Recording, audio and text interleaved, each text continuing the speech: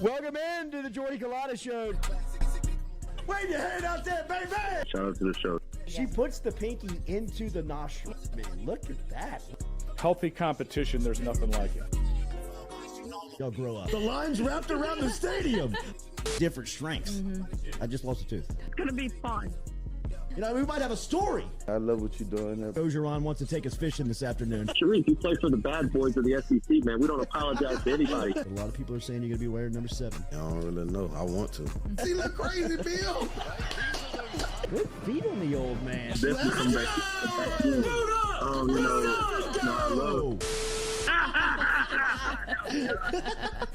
We'll be right back with the Jordy Culotta Show.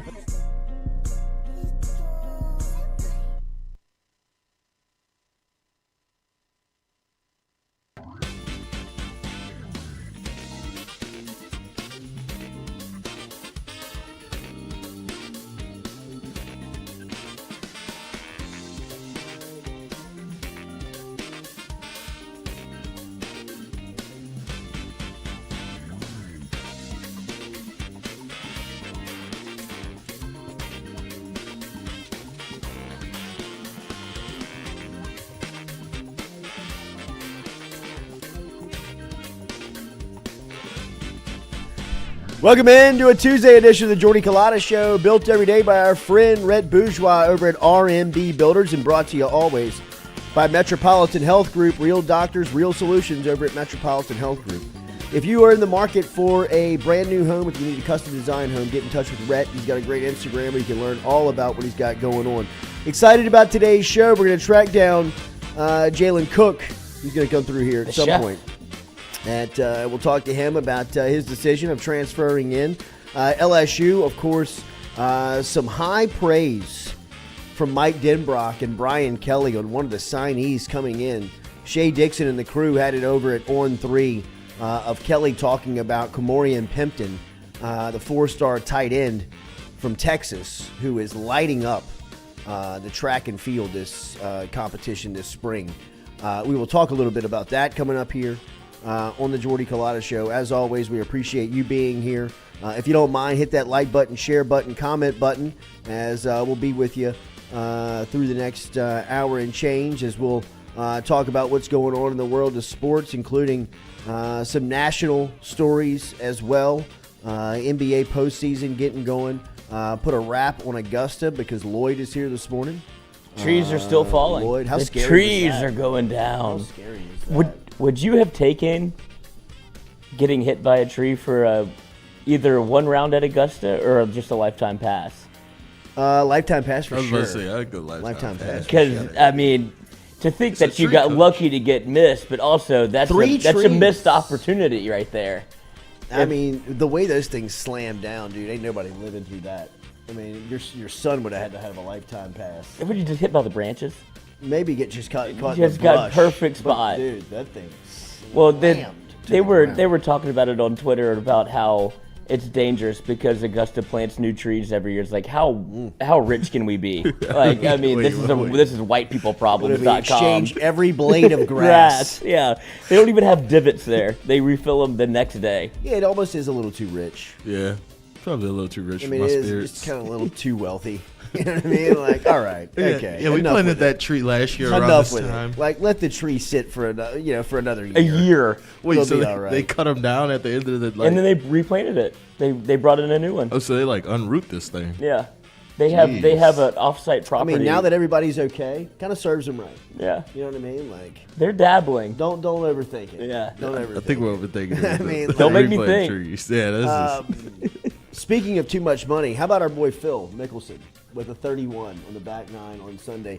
His best round ever at Augusta and finds himself in second place. When people tell you that money don't matter and that you wouldn't chase the money, take a look at Phil Mickelson. First off, he looks like he's about Skeletor. he looks about 70 pounds light. I mean, whatever it is. No, you know, that's money. Yeah. 200 million. That's the Ozempic. That's that Tom Brady glow up. Yeah, that's what he looks like. He does.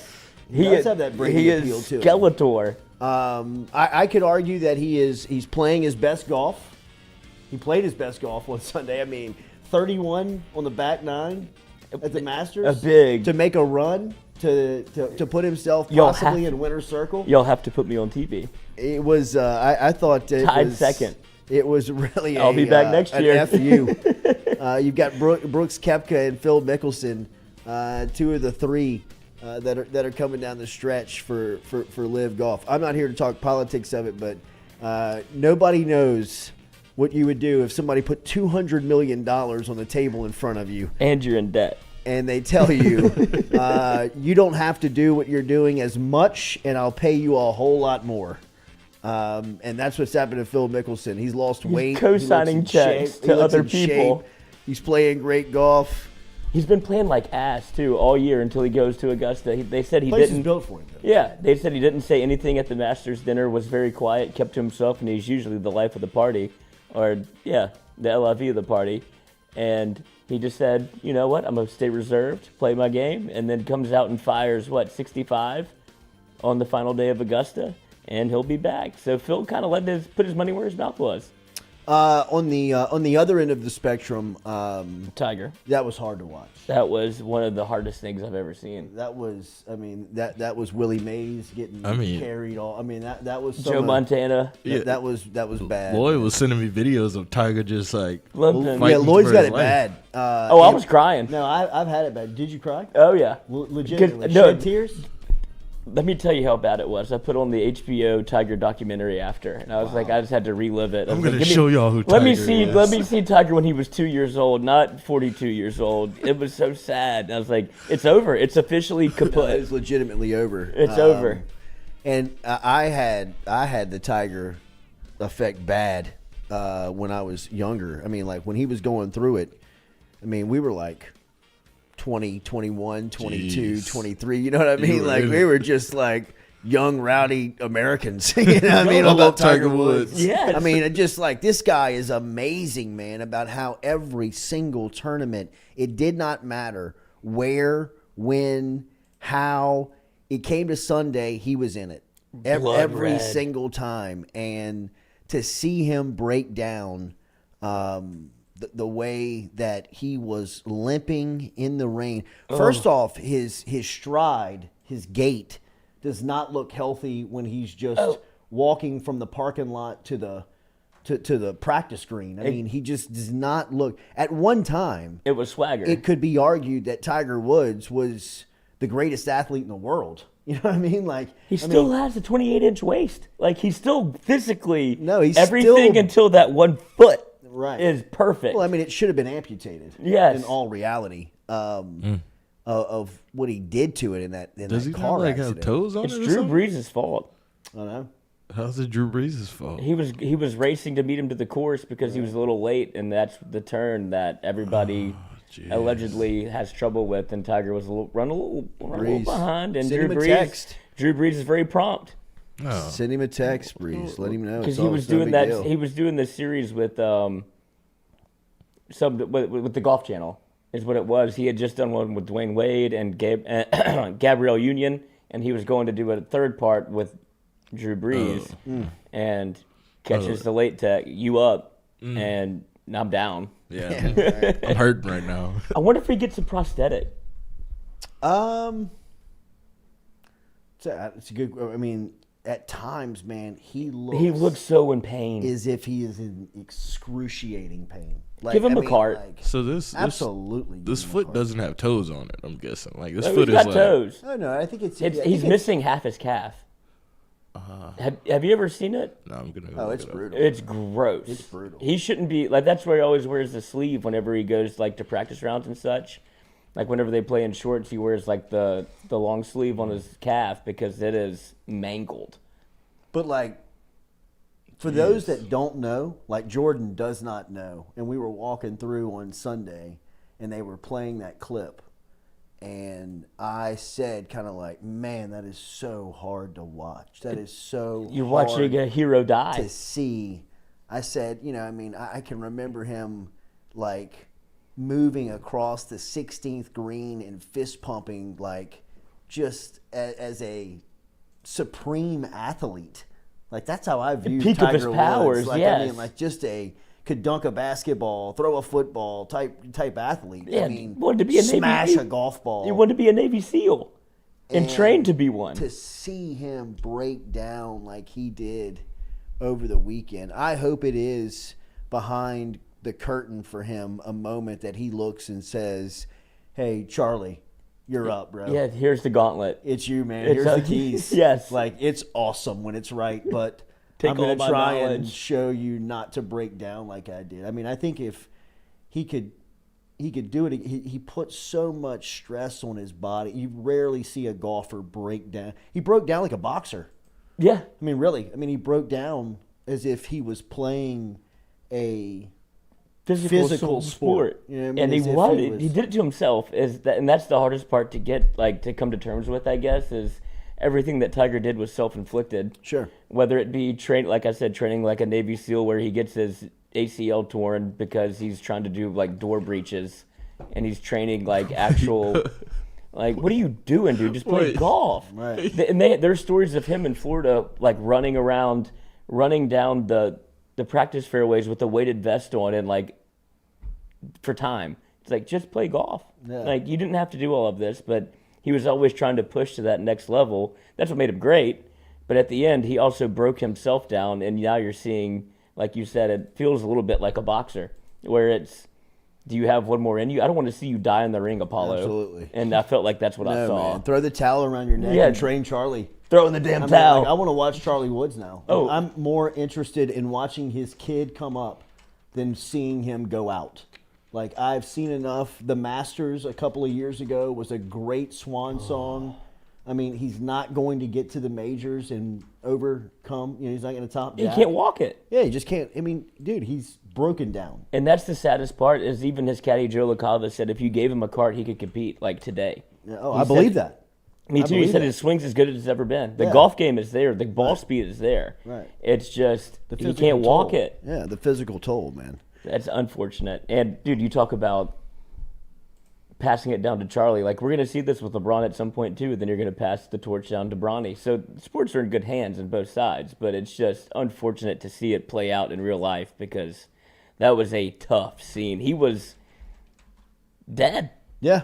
No, he was cooked. Cooked. Like, he was, Get him out of here. There was no doubt he was Get him- WD. throw the towel in. Yes. Like, throw the towel. There was no doubt he wasn't coming back on Sunday. But I mean, he was also putting- credit to him, he's made 25 straight cuts at Augusta.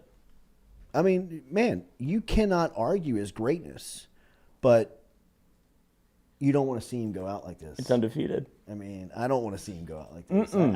I would imagine he does not want to go out like this, just at the reign and the top of his powers, what it was. I mean, like I was saying, I mean, for somebody who does not know, who doesn't understand. Stewie, how old are you? 26. Do you understand how great Tiger Woods was? Like, you saw it firsthand? Yeah, I remember. How old were you? I was probably like 6 or 7. Like Okay, when he so was like at that's the like peak. probably the first fan is like the 25, 26, 27-year-old today. You saw a really little of it. understands. If you're younger than 25 years old, my son is 12. He has no idea. When I was talking about on Sunday, talking to him about how great Tiger was, I said, Jordan, take Michael Jordan and what he did in a team sport. And Tiger Woods was doing that in an individual sport, and one that is probably the hardest in the world to compete at. Mentally. I mean, watching that Netflix series and seeing the battles that these guys go through mentally each week and what it's like to turn. Brooks was cooked. Koepka, man. I mean, absolutely was he. I was pulling for that guy so hard Yeah, on Sunday. Was Just he the because of that favorite? series. Yeah, I mean, He really. was like, I really went to the Live Tour because I thought I was done. He's like, I'm mentally done. Like, I can't play the sport anymore. And then you see him show up on Thursday, Friday, Saturday, and, I'm back to the peak of my powers.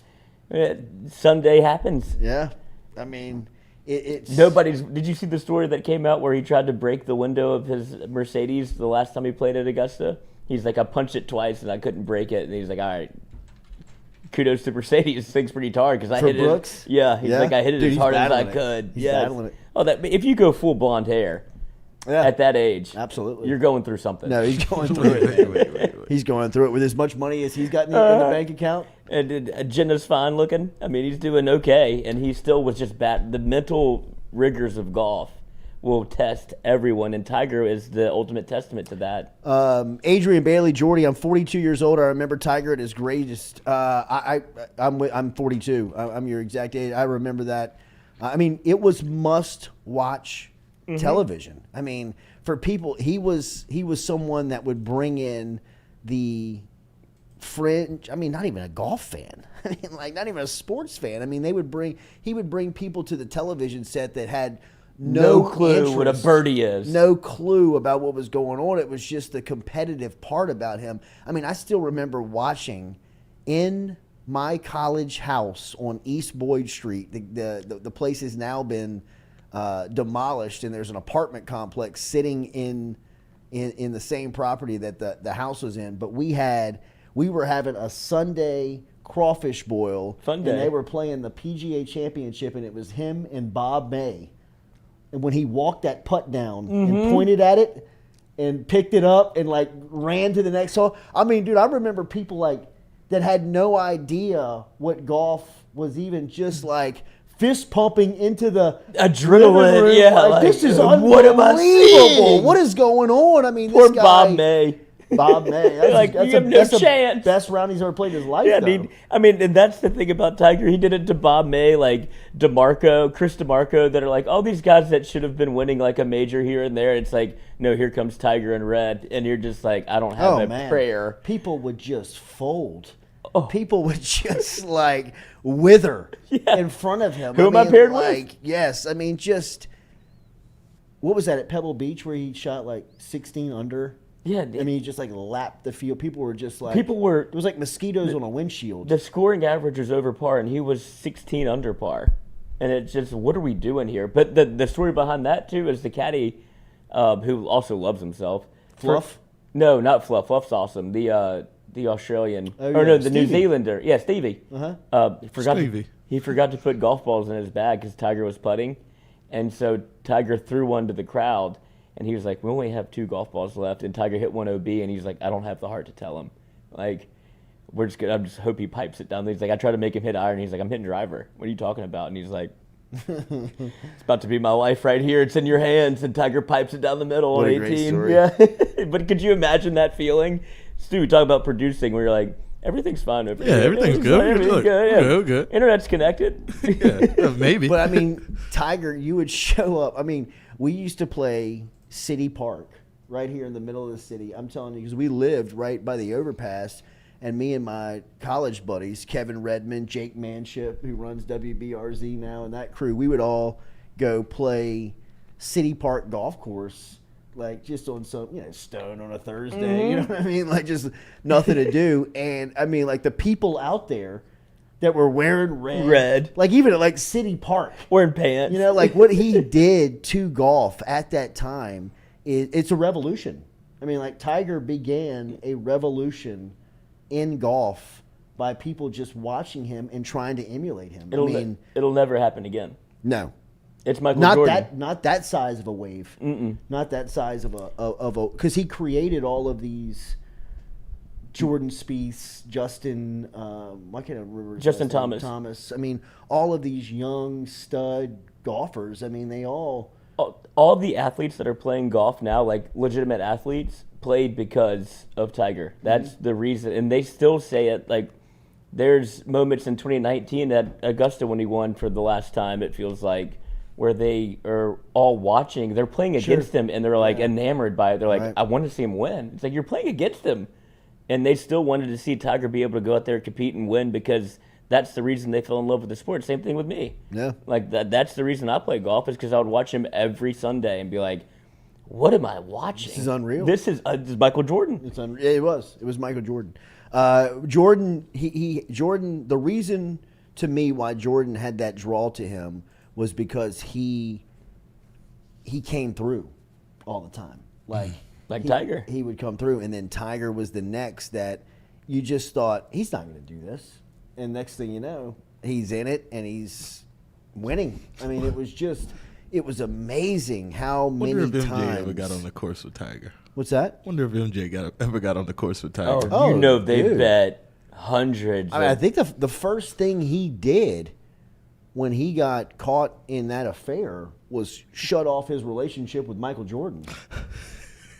I mean, like, that was the first MJ figured it out thing early to go. Like, Charles Barkley and Jordan were a part of the inner circle at the time. That's when And I Tiger's think- cross-eyed. Oh, Tiger was like, I can't run with Okay, these guys. cats. no, I think he was like, I've got to get out of here. Yeah, I can't run with I these gotta get outta cats. here. This I is mean, too my much. wife's chasing me down the driveway with a sand wedge. You took one to You the know what I nose. mean? Like, I just took one to the mouth. I mean, He's I trying think to that he was kill like, me. yo, MJ, look, dude. Mike, Y'all it's live. fun. Y'all's fast lane is way too fast for Right. me, man. I gotta go. I gotta hang this thing up. Ellen is upset. Yeah. On Thanksgiving, ran me into a tree. Oof. He almost got away with it, Like, too. I'm driving a V6 over here, MJ. Y'all are driving supercars. But I mean, Yeah. like the story goes that I think like he hung with Jordan Oh, in and Vegas. played golf with him in Vegas one time and saw Jordan's lifestyle, and Jordan was like, and when Tiger was kind of like enamored by it, Jordan was like, yo, bro, you're in. Yeah, Like, you got the money. There's You can only do a this. couple of us in the world that can live like this, and you're one of them. And he was like, really? And I think after that is when it became, you know, he was I could do it. sitting in the corner with a tuxedo on, you know, Like directing golden porn stars. showers, yeah. You know what I mean? Like, just like took it to a whole nother level, you know? I mean, it Wear was- this green jacket. Yeah, right. Hold this Nobody's shaft. gonna see us. But Tiger is a like notorious party animal as well, Absolutely. and he tried his best to keep it as private as possible. But when you're that famous, Can't. like MJ had the benefit of He was the so, '90s, and he was so insulated. By, Right. By the time social media hit, and Tiger tried to do the same thing. I mean, there's still some pictures of MJ out there that if you look hard enough Jaundice. on social media, there's down like he's on a table in the Bahamas. I mean, with like devil eyes, bro, with a cigar hanging out of his mouth. Look like about to motherfuck somebody. Yes, absolutely. I mean, there you can find it if you want to on MJ. But no Twitter, no Instagram. right. Tiger lived through through the star turn of all of I that. mean, MJ And- was living, coach. Living, oh my God, living.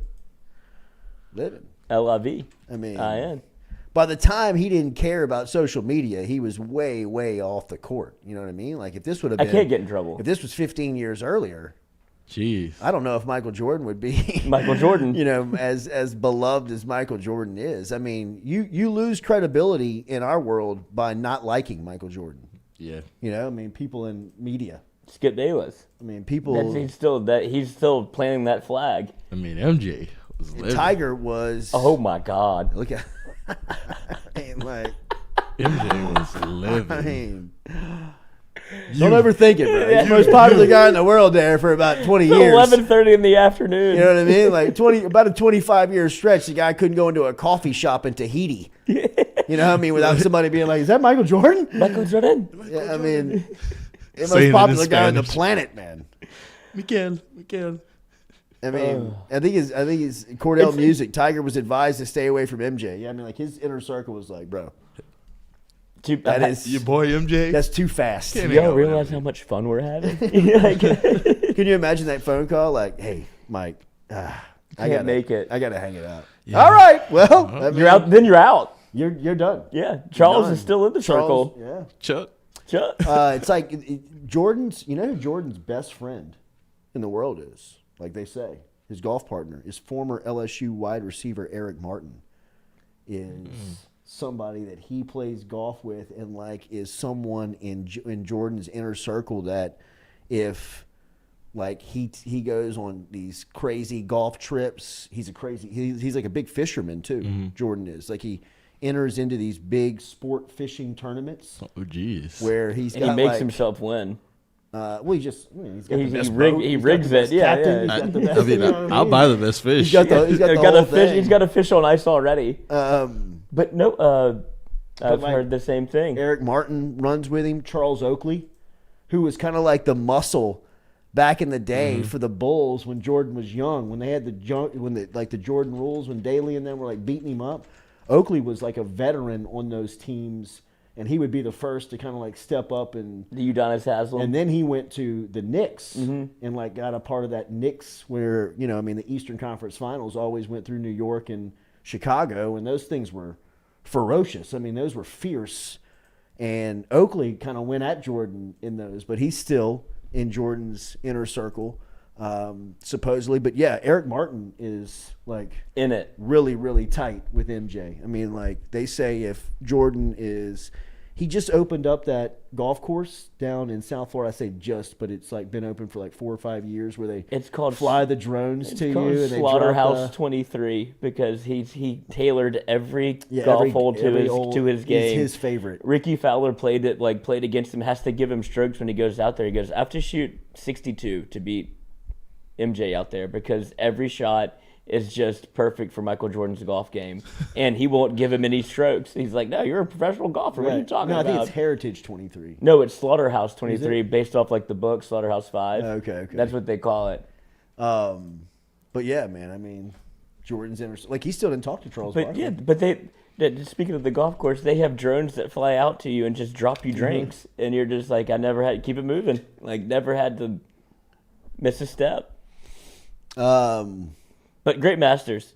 Yes, great Masters. And as Hunter Fredette says, I do think that was not John Rahm's kid. The spaghetti kid. It was just so pale and so blonde. Didn't look like it was his. Really? And they passed it away immediately. Like it got to the green and then it was gone. So I don't know what's going on there. How old? Probably 3. Oh, wow. So it's probably before Rahm was, still trying to take care of it a little bit, I guess. I don't know. It's very interesting. I just say if you put your 4D goggles on. So wait, they passed the kid around? The kid got on there, and then it was gone. Then the new kid was there. What? And it got to hang out for a while. Exchanged kids? Yeah, there was another one that's definitely their kid. So he has 2 kids, or has 1 and a half? He has 1 for sure. And then the other one, just the conspiracy little tinfoil hat, because he's Spanish. Right. She is white and blonde. This kid was pale and blonde and had no hints of any Spanish DNA at all. Yeah, I think he just kind of adopted it. And he's like, all right, get this one out of here. Enough television time for you. Yeah, go back to the car.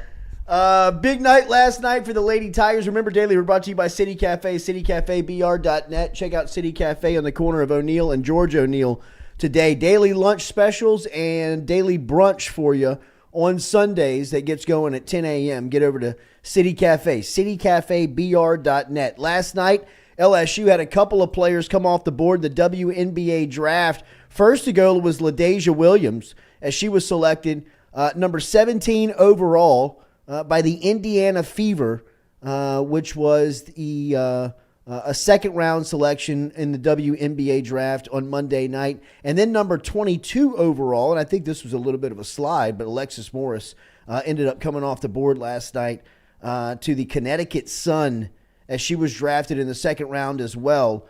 Morris, of course, who stayed in college 5 years, averaged just under 16 points a game, 4 assists, and shot nearly 50% from the field this past season during her final year of eligibility in college. But had her name called last night in the second round, and she'll get a chance here with the Connecticut Sun. I saw a couple of, not that I was following the WNBA draft obsessively, but I did see a couple of mocks yesterday that had her going like higher than 22. I saw her as high as 12. Yeah, I would. Why would she slide that much? Just because of what? I think that she's kind of cleaned all that stuff up from Baylor and Texas A&M and I guess you could LSU, you could go character issues if you wanted to, but I think the star turn that she had in her final year, wherever Kim Mulkey gave her everything and put it on the plate, like she put the game in her hands. She treated her as if she was this. I know everybody makes a big deal about Andrew Reese, whatever. You don't win a national championship without Alexis Morris. The things that she did at the end of that game, wherever she put the ball in her hands, and she's been coached by one of the greatest, if not the greatest, college basketball coach in women's basketball history. And she coaches point guards harder than any other position on the court. And Alexis Morris had to bounce back from that twice, comes back, scores 19, in the second half, and she has done the thing. How many times has she played hero? Over the last 2 years. And she's one of the few that can get her own shot. Everybody talks about Caitlin Clark. She doesn't shoot it like that, but she's got that midi game where it's like 1980s basketball, where she can pull up at any point and get you 25. her performance against South Carolina alone, I would think would have been very impressive. I mean, South Carolina had 3 players come off the board in the top 5. I mean, I thought she was one of the best players on the floor that day. She was doing everything and anything that she really kind of wanted to do. So yeah, somebody got to start her. The UConn Sun or Connecticut Sun draft Alexis Morris last night, 22nd overall, and LaDasia Williams goes 17th overall to the Indiana Fever as the Lady Tigers now will start to rebuild this national championship defending roster with a couple of veterans on the move. All right, we're supposed to be joined by Jalen Cook here at 8 a.m. this morning. Hopefully he'll be through here. Some big news in college football that we don't want to just kind of let slide through here. This is a story I think that's going to mean something to recruiting and to USC. Southern Cal was able to add Kliff Kingsbury to Lincoln Riley's staff as a quarterbacks coach just a couple of months after being fired in the NFL by the Arizona Cardinals. Kingsbury will join the staff as the QB's coach. It'll be the first time coaching in college since he left for the NFL back in 19. And if you remember, he actually left Southern California in 19 to go to the NFL. He never coached a game for Southern Cal. He was fired by Texas Tech following the 2018 season. He was then hired by Clay Helton, who was the USC head coach at the time, to be the offensive coordinator in December of that year in 2018. However, he was drafted by Arizona not far after that he was placed by Arizona as the head coach not far after that and was on to running that program for the last couple of years until he was ultimately fired a couple of months ago where, he said he was getting out of coaching. I think he bought a one-way ticket to like Fiji or somewhere. Tahiti. Yeah, Tahiti. Went somewhere off the map with his Instagram model girlfriend, and now he's back. And he is back around college football, and he is in Los Angeles, and he's got no pressure on him, and he's in a situation where he's coaching the Heisman Trophy winner. He's got his hand selection of quarterbacks from around the country with Lincoln Riley's resume behind him to go out and recruit on. I think that this is going to be a really good hire for Southern California. Does it mean they're going to start reeling off national championships? No, but this is a good spot for Kliff Kingsbury. I remember when Clay Helton made the move back in 18, thinking out loud that was a really good hire for Helton. That could have been really a hire that could have ultimately possibly saved his job with Kingsbury calling plays out there and no pressure as a head coach. But I thought when I read that across the ticker yesterday, I thought that was really that was some pretty noteworthy news in college football. Like I said, is it ground shifting and means that national championships are going to be start to be being reeled off in Hollywood? No, but it does mean that you got a lot of capable, bright minds sitting in the same room coaching up the Heisman Trophy winner and recruiting that position with a ton of firepower behind it. And, you talk about a persona that really fits a market and a program. I don't know if I could script anyone anywhere that fits Southern California better than Kliff Kingsbury. I mean, really. It's him and McVay.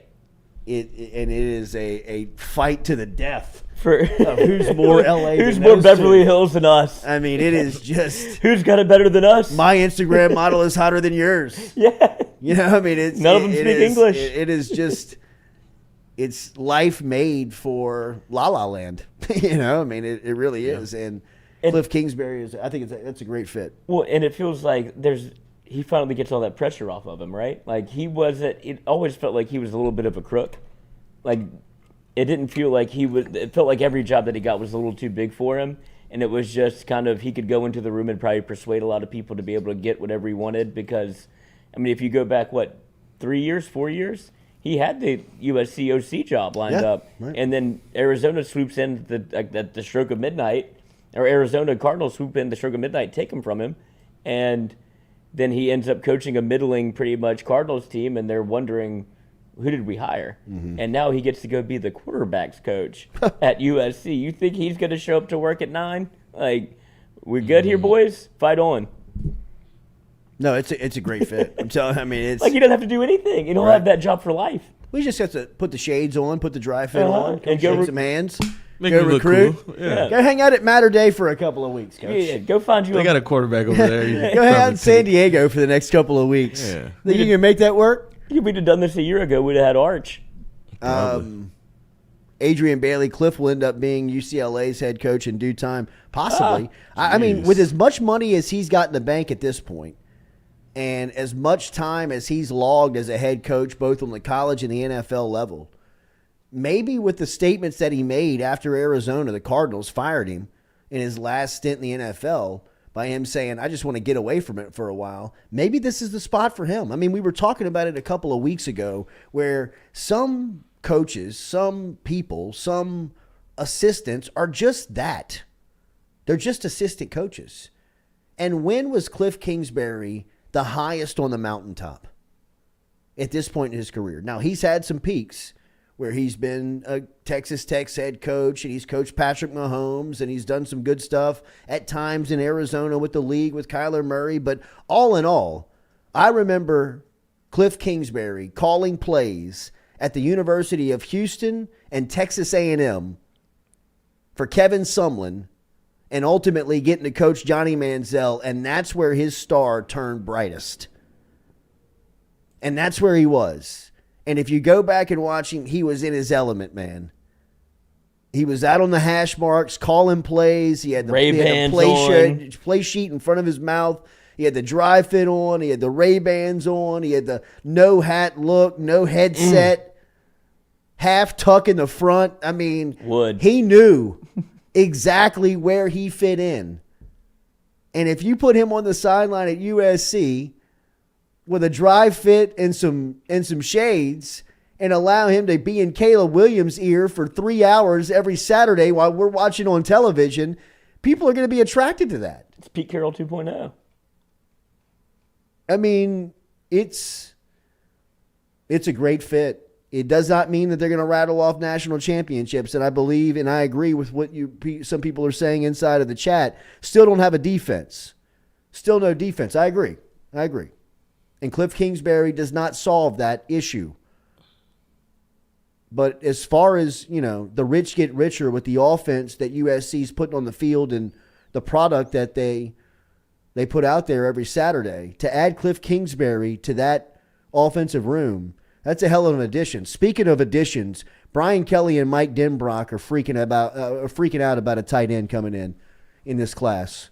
Kamarian Pipton is the latest that is being highlighted by Shea Dixon and the crew over at On3. If you did not have a membership yet, this is just another reason why you should go should go sign up over at On3. It's $1. On3.com.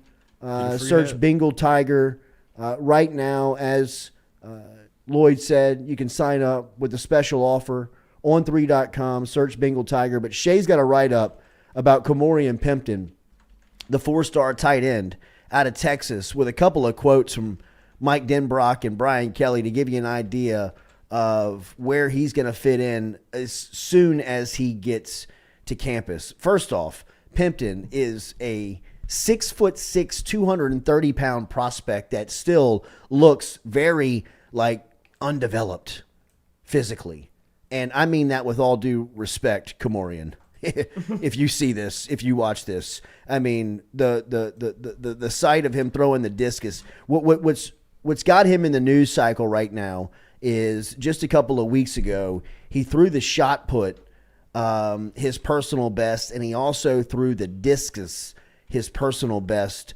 The discus that shot that he recorded, which was 182 feet 10 inches, which was 22 feet further than his personal best as a junior a year ago, which got Mike Denbrock and Brian Kelly speaking. Denbrock said to On3 he's in the process of killing it in the shot put and discus.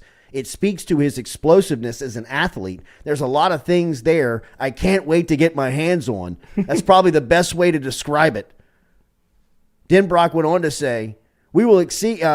Where does he fit in coming in the fall? We will see exactly where he is. We've been sending him material and things like that to try and get him caught up of what we're doing to install as far as install-wise, so he doesn't feel like he's falling behind. There's definitely some situational football things that I believe you will see him in, and his abilities that he brings to the table are going to help us in those critical moments. Brian Kelly said about Pimpton that he's never had anybody like him as far as his athleticism goes. Welcome to LSU. Kelly says 2-on-3. I don't know if I've had somebody with his raw athletic ability. Certainly, there's work to be done as it relates to the physicality of the position and whether he's going to be an inline guy as far as tight end. We want to develop our tight ends as complete tight ends where they can do everything, where they're not just the guy that you can split out. We want them to be able to be and do their part of blocking and be a part of the scheme as well. Denbrock and Kelly are really excited about adding Kamorian Pimpton to the lineup. And what they did to the tight end position last year has to have the fan base super excited about what could be coming up this fall, right? Who expected Mason Taylor to be a component that they could count on late in the season? The development of that position deserves a lot of credit, and both those guys, both Denbrock and Kelly, are key figures of that development in that position. And remember what we were talking about the tight end position going in to at least at this point last year. I mean, you were looking for bodies, looking for people on who was going to step up. By the time you got into the fall, you were just hoping that somebody, a youngster, warm body, could get in there and play. And by the time the season rolled around, Mason Taylor was a true player that you could count on in the offense. This is a player in Pimpton that Kelly, Denbrock are already thinking and scheming on how they're going to use him in situations. His frame and size and speed and explosiveness alone screams SEC, right? 6'6", 230. You got Doug Thompson's number? Yes, I do. All right, All right then, Stewie. All right, we're going to call Doug Thompson. We'll be right back here at the Jordy Culotta Show, built by R&B Builders. Phone's dead. I'd have to wait until it comes on. Oh, that's what we got commercials for. Yeah. Kamarian Pimpton. Pimpton.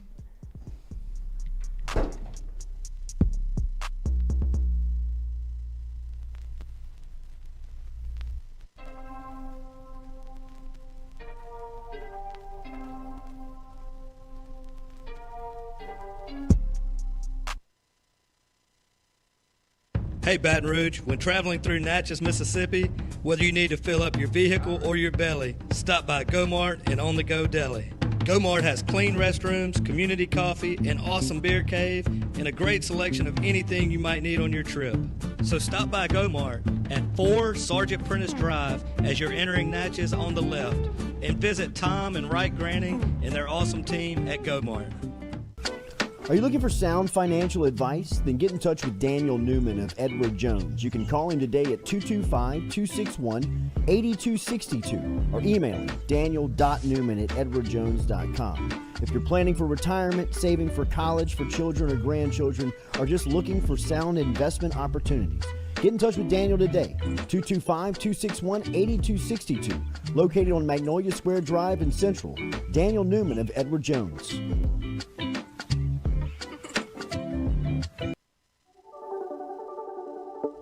Don't let the name fool you. Men's Total Health has offerings for the ladies, too. Guys, is your wife or partner suffering from urinary incontinence, low sexual desire, or pain during sex? Then the O-Shot might be for her. Don't let it scare you. It's totally natural. It's PRP. And Mike Roach and the crew at Men's Total Health will make you as comfortable as you can be. Contact me for more information, Katie at jordyculotta.show.com, and I'm happy to tell you everything that Men's Total Health has to offer for the ladies.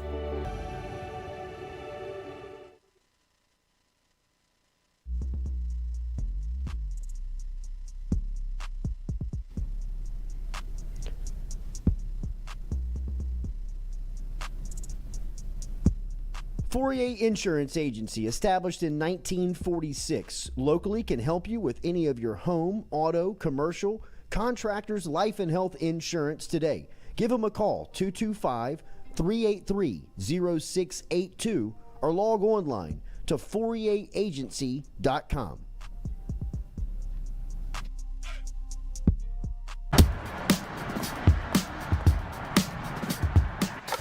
Hey, she's on her way up.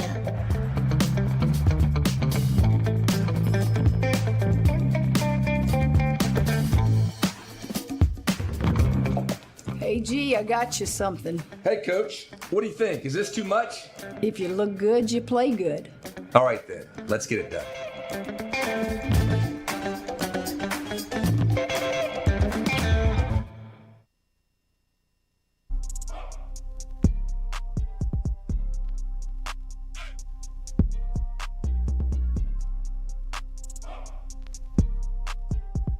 Welcome back here, Jordy Culotta Show. We got to be quick. Dougie's got to get moving here, so we will get him in and out of here. Doug Thompson from the LSU Sports Radio Network. Tigers will be hosting this weekend as Kentucky is in town, a very hot team in the league coming to Baton Rouge. Doug, good morning. How are you? Doing well. How are you guys doing today? Good, man. How huge was Friday for LSU to be able to tie that series up before the third game was called in Columbia? Oh, it was massive. I mean, to not come home with 2 losses, no wins, you probably dropped out of the top ranking. It was huge, and then throw it in to boot all the problems on the mound right now. It was just a big win, huge swing of the bat by Gavin Dugas. It seems like kind of that's what he does. Like when he gets the moment, he really comes through, and that he reminds me of Blair Barbier, Todd Walker, those guys that always just seem to get the big ones. So yeah, it was a huge win to keep the Tigers right where they are, and hopefully they'll have a solid weekend this weekend against Kentucky. You mentioned it, Doug. There is some concern around the pitching staff right now. Where would you begin? Obviously, the Garrett Edwards news. Everybody kind of just hoping for some good news here. Yeah, still not sure how long that will be. From what I understand, it's similar to an injury that he went through his freshman year with his forearm, which only had him out for a couple weeks. And Garrett Edwards was becoming and was a huge part of that pitching staff. I mean, he's blossomed. He's always shown like signs of that being that dude, but he certainly was that way the last couple outings. So that was a huge one. And then the story with Chase Shores as well. So look, to win national championships, you have to be good. Obviously, there has to be some talent. You have to have some luck. And you can't get injured. And but LSU's pitching staff was deep at the beginning of the year. So that means that past 9 or 10, 11, some of those guys like Griffin Herring, for example, that might not have really figured into the fold early, or at least being a main guy out of the pen, that guy might end up being a starter at some point. Yeah. I mean, he's a mid-90s lefty, a great guy to groom for the future. Gavin Guidry's been throwing well. So there's some strong arms back there. And don't forget guys like Sammy Dutton, who have got some big innings under their belt in some big games already that could prove to be valuable. Blake Money and others. So it's not time to cash in yet. Yeah. That's for sure, because this offense will be able to keep them in the game for the most part. And as long as they have the big guy on Friday night, you always have a fighting chance to come away with that win, which is, to me, the biggest win of the series, that first one. So not time for too much despair. Again, we have to find out the full story with Garrett Edwards, but they're going to have to swing the bats and put some runs on the board to take a little pressure off that pitching staff this weekend. You had to love what you saw from Gavin Guidry. Cool. I'm sorry? You had to like what you saw from Gavin Guidry. Yeah, I like the way he goes at it. Like, he throws 92, 94 miles an hour. He's got an out pitch with his off-speed pitch, but he wants to be there. You could see it. Like, he's got a flavor or a taste for that moment. And he's certainly answered the bell. And again, what a great guy to get in there this year, to get those innings under his belt. That'll make us even better in the years to come. So Gavin Guidry has certainly towed the rubber and gotten it done in his opportunities. Even the other day when he came into close, he made one of the more athletic plays I've ever seen a pitcher make on a bunt down the third baseline. I think it was in the Saturday or the Sunday game, the Friday or Saturday game. Not last weekend, but the weekend before. No chance any pitcher I ever played with makes the play, and he made it almost look routine. So he's a super athlete, and I'm really liking what I'm seeing on the mound, maybe even more so than what we've seen at the plate or, defensively from him. Doug, last one. I'll get you out of here. I know you got to move. You mentioned it, Gavin Dugas. Come on, man. What are we watching here? He's just a guy. He's a ball player. He loves the big moment. He gets the job done. He competes his butt off. He's dirty after every game type guy. And we've talked about it before, but that Louisiana kid, that kid that always wanted to be a Tiger, that wore the purple and gold, onesie and had the pacifier in his mouth when he was a baby, that kid that grew up knowing and watching every move that Alex Bregman made and the NOLA boys did, that kid has to be part of some of these lineups to instill some of that Louisiana pride that maybe kids from other states don't quite understand. And, he checks all those boxes, and it's so much fun to watch this kid do it because, again, he always seems to get it done in the big moment when the Tigers need it most. And who doesn't like watching a player like that? At Turchin Stadium tonight, Tigers taking on Tulane. That'll be a 6 o'clock first pitch on the LSU Sports Radio Network. Doug, as always, thank you. We'll talk soon. Okay, buddy. Y'all have a good week. All right, man. Kentucky in town this weekend. Kentucky, one of the top teams in the league right now, or at least playing like one of the top teams in the league right now. Good stuff from Doug. We appreciate him being here. That conversation brought to you by Premier South Roofing and Sheet Metal. Our friends over at PremierSouthLA.com is where they can be found online. If you're in Baton Rouge, New Orleans, Lafayette, North Shore, coming soon to Daphne and Fairhope, Alabama. Louisiana's roofing experts, Louisiana's premier roofing experts. They can help you today if you need residential roofing, if you need metal roofing installation, roof repair or roof maintenance. Premier South Roofing and Sheet Metal can help you out. PremierSouthLA.com. PremierSouthLA.com. If your roof is 8 years or older, odds are you qualify for a brand new roof. You definitely qualify for a free inspection from the pros over at Premier South Roofing and Sheet Metal. All you got to do is log online. You just got to find your service area, PremierSouthLA.com. It's easy to do on the website, PremierSouthLA.com. They got great social media as well. You can find them on Instagram, Facebook.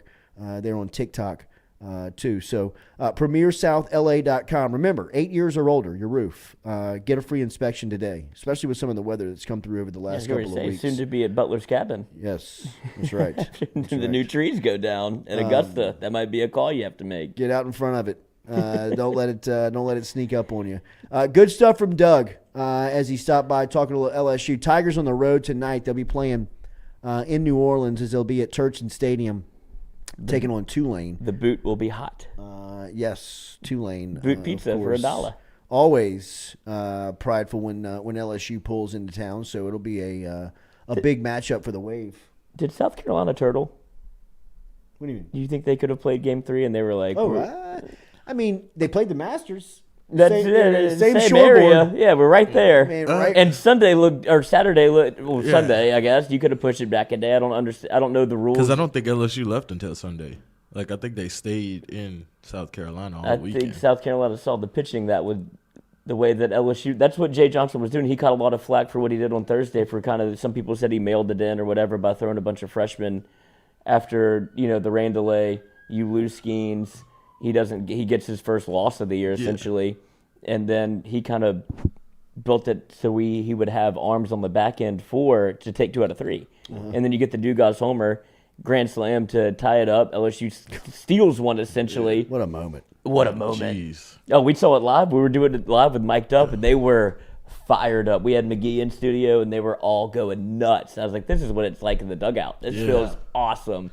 And then he set it up. I mean, Jay Johnson set it up to be able to have the third game for LSU to be able to win. I mean, and South Carolina just got, we're good. Yeah, if you watch and kind of know baseball, you can kind of see them setting up like, all right, I know I got to win these next done. 2. I'm gonna pack it in today. We'll give up 10. I can give some guys some innings. Like, y'all pimp these grand slams, and we don't care. Yeah, have fun, enjoy yourselves. What a moment for Dugas, man. Yeah, jeez. I mean, can't sneak the cheese by the rat. That is, I mean, every that's all timer moment, man. Yeah.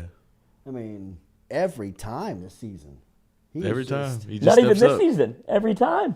It's incredible. I mean, he's going to go down as an all-timer. Yeah, just clutch. Just got the clutch gene.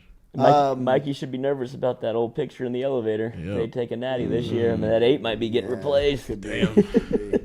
LSU will face Tulane tonight, like we said, and again, Kentucky coming in town this weekend, so some good ones on the doorstep here for LSU baseball. Jalen Cook on his way. We'll talk to him here in a couple of minutes. Speaking of Tulane to LSU, Jalen Cook made the move from LSU to Tulane after his freshman season and now making the move back to LSU from his junior to his senior season. What's it been like the last couple of seasons down in New Orleans? He's averaging 20 a night for the Green Wave. How difficult of a decision was it to come back here to LSU? As we've seen over the last couple of days, some guys making some moves, right? Jordan Wright made the move last week. We talked to Jordan Wright about his decision to leave Vanderbilt and get to come back home and go to LSU. We also had a chance to will have a chance here to talk with Jalen Cook, who is looking to come back to LSU and is now in Matt McMahon's program. There's another local guy out there that I saw Jordan Wright was tweeting at about 13 hours ago.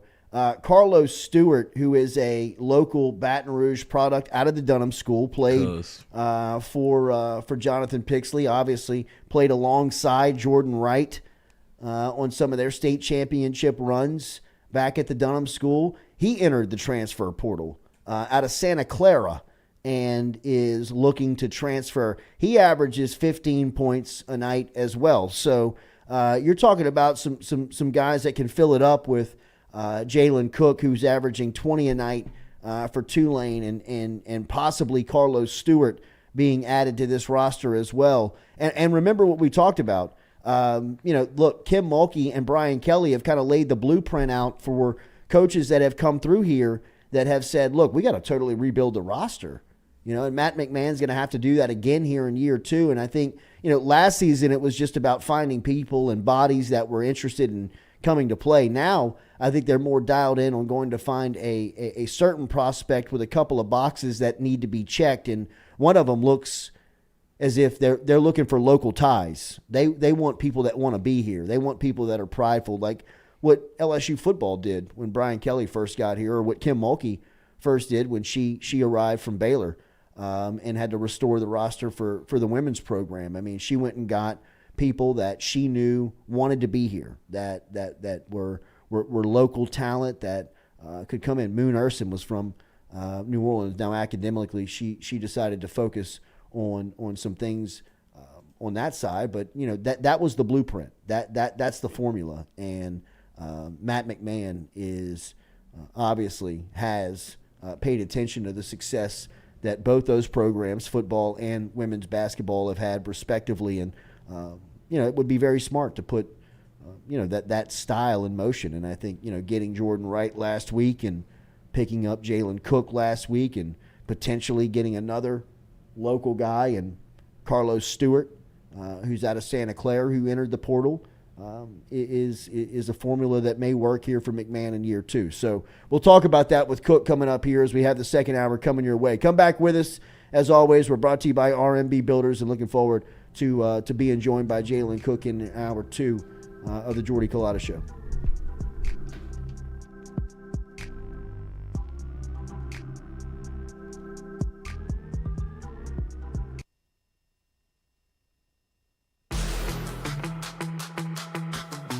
Donaldsonville Glass and Body, the trusted name in frame, body, and automotive paint repair since 1977. They have served their customers for over 45 years. You can find them online at dgbauto.com or stop in and see them Railroad Avenue and Division Street out in Donaldsonville, Louisiana. Look, they can help you with your insurance claims. They can make the repair process as stress-free as possible. I'm speaking from experience here. I've got numerous windshields, body repair, all done by Kenny and the crew over at Donaldsonville Glass and Body. They are, without question, the most well-equipped shop in the area. Stop in and see them today. Shop them online, dgbauto.com, or stop in and see the crew over in Division Street in Donaldsonville, Louisiana. Donaldsonville Glass and Body.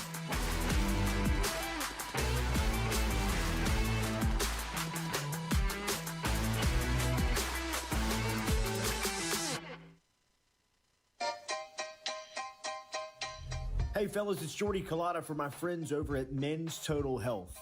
Guys, do you suffer from fatigue, decreased libido, erectile dysfunction, weight gain or loss of muscle mass, signs of depression, anxiety, hair loss, mental fog, general loss of interest? Then you might be suffering from low testosterone. Go see my friend Mike Roach and his great team over at Men's Total Health over in Metairie at menstotalhealth.net online. And stop in and see how they can change your life today. A simple shot and some knowledge from Mike Roach can get you back up, moving with your energy, get your sex drive back, build your muscle mass, make you feel young again. All online, menstotalhealth.net.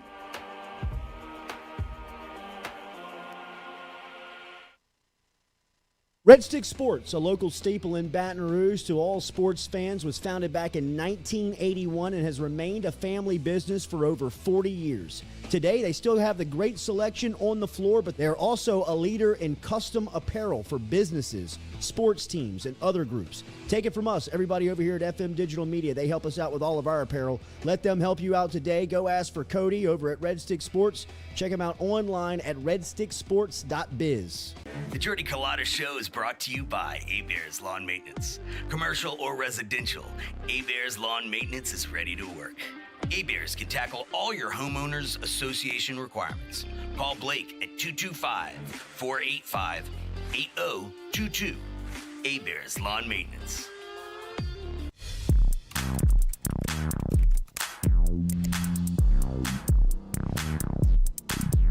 Get Gordon and get it done. Get Gordon and get it done.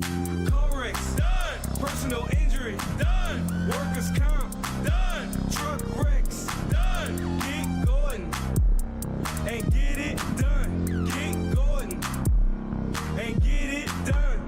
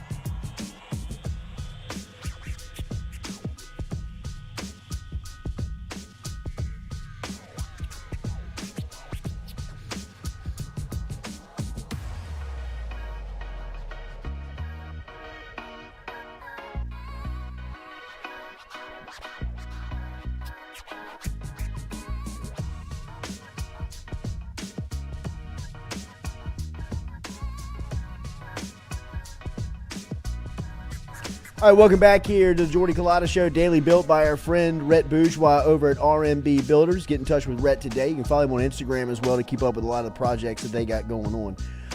One of the fun guys to watch over the last couple of years in following prep athletics was definitely Jalen Cook over at Walker. If you had a chance to watch him play, he was electric, man, both on the basketball and football field. As he had a choice to make. It was real, man. He had some SEC football offers. He had some SEC basketball offers. He came to LSU his freshman year, ended up transferring out to Tulane, and, man, when he got to Tulane, he showed what he was all about. He's a bucket. He's a walking bucket. as he was averaging 20 a night for the Wave last season. He jumped back into the portal here going into his final year, and he's coming back to LSU, man. It's good news for the Tigers and Matt McMahon, and he's in studio with us here on this Tuesday morning. We catch up with Jalen Cook, man. It's good to see you again. How are you? Good morning. Doing good. Thanks for having me. Absolutely, man. Tell me about this process. What was it about this time and right now to jump into the portal after you've had very two successful seasons at Tulane? I think it was the right step to jump in the portal after 2 great years at Tulane. Had long discussions with my people, with my fam and stuff. So I think it was the right step for us to make. Seems like Matt McMahon's got some exciting stuff going on right now. What did you like about McMahon's program? What did you think about getting to know him in the recruiting process? And why did you ultimately choose to come back to LSU? The day I got in the portal, me and McMahon, linked up. So it was good for me to hear him, say what he got planned for LSU program and stuff. So, right when I talked to him, I bought in. Throughout the whole transfer portal process, we stayed in communication. We stayed connected. So. And I had a good communication with all the whole coaching staff too, so I think that was good. Yeah. What was it like your first time around here at LSU? What did you take away from that one season through the rest of your collegiate time and ultimately to where you are right now? It was a good experience. I had a lot of talent around me. Javante, Cam, Trent, Days. It was a great experience. Learning from those guys, and obviously I went a different direction, but I had a good time. What's the draw now to get back into this league at this level? What was that part of it? That's Matt McMahon right there. Brian Kelly. Yeah. Lane Kiffin. After 2 great years in the American Conference, getting first team all conference, I thought it would be a great idea to play on a bigger stage, bigger level, and why not here? Like you say, McMahon reached out. They expressed a lot of interest and expressed a lot of love. It's my favorite school too, so. I mean, as a kid growing up, I always wanted to, finish my career here, finish my college career here. So, and, I want to, bring back a national championship or, SEC championship for sure here too. So, why not? Yeah. How close was the decision for you between basketball and football? It wasn't that close. Really? Because, I like basketball way more. I like basketball way more than football. Just like the grind of it and stuff, Just have to be good at it.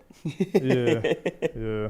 So it wasn't really that close. But you had to think about it hard, I'd imagine, right? I mean, there was big push from. Yeah, I had to think about it. Chad Mahaffey was very excited to coach you when he got that job. I mean, that was one of the real reasons what drew him to that job immediately, not long term, but. Yeah, it was tough for me to stop playing. I ain't gonna cap, but I mean, I had to choose one. Mm-hmm. I wanted to come here too. Right.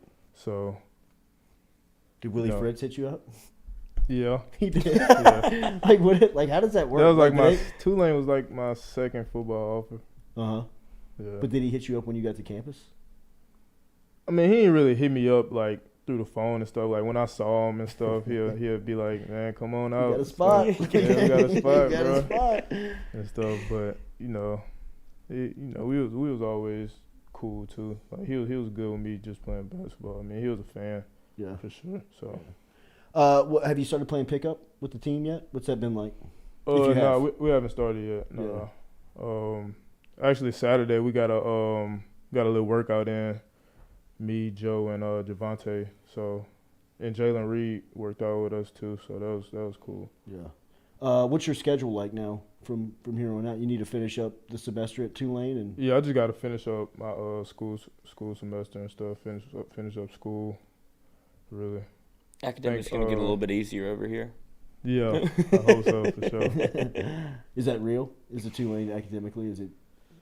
No, I was just being lazy Uh-huh. with my schoolwork and stuff during the season and stuff. So I'm caught back up and stuff now, though. Yeah. But What was it like playing for Coach Hunter? it was cool. It was a good experience. It was cool. You know, we ran zone all the time. It was different, but it was a good experience. You know, we won. So. How much hoop do you watch? How much hoop do you keep up with? Are you an NBA guy? Yeah, I watch a lot of hoop. You know, I watch a lot of basketball for sure. Who you look up to? Whose game do you like? Steph Curry, CP3. Watch a lot of KD. Yeah, that's it. That's really it. Do you see the way the game has changed, going to almost positionless? Yeah, for sure. It's way more stretched out now. You know, 3 balls has really changed the game. You know, so you gotta be able to shoot. Mm-hmm. Everybody. How many shots do you put up a day? Put up at least about 500 to 1,000 shots a day. So you just came from a workout, right? Yes, sir. So run me through that. What time did you show up? What did you do? And worked out started at 6. You know, I like working out with Coach Picks. We get a lot of footwork stuff in. You know, he got a great shot, so you know he tweaked my shot a lot and focus on really a lot of shooting. We do a lot of ball handling too, but really just this morning really a lot of footwork stuff. Yeah. Good to see you again, man. Congratulations on all the success, For and sure. thank you for stopping by, man. Looking forward to watching you play again. You see your former teammate Cam Thomas just dropped 46 in his last game. Cam been going a crazy. bucket. A bucket. Every time he get out there, he get 40. No doubt. Jalen Cook, local, back here, playing for LSU, coming back home, man. Good to see him back here in the purple and gold. We'll be back with more of the Jordy Culotta Show right after this, built as always by R&B Builders.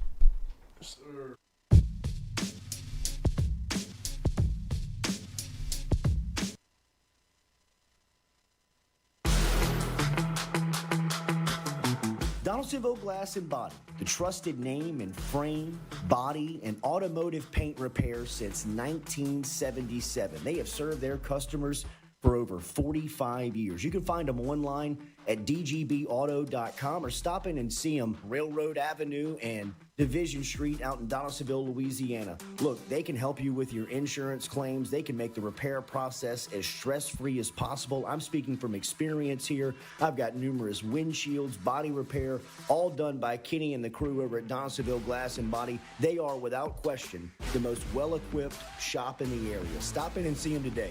Shop them online, dgbauto.com, or stop in and see the crew over in Division Street in Donaldsonville, Louisiana. Donaldsonville Glass and Body.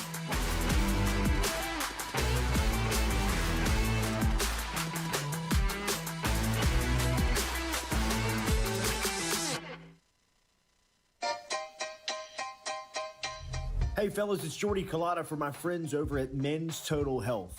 Guys, do you suffer from fatigue, decreased libido, erectile dysfunction, weight gain or loss of muscle mass, signs of depression, anxiety, hair loss, mental fog, general loss of interest? Then you might be suffering from low testosterone. Go see my friend Mike Roach and his great team over at Men's Total Health, over in Metairie at menstotalhealth.net online. And stop in and see how they can change your life today. A simple shot and some knowledge from Mike Roach can get you back up, moving with your energy, get your sex drive back, build your muscle mass, make you feel young again. All online, menstotalhealth.net.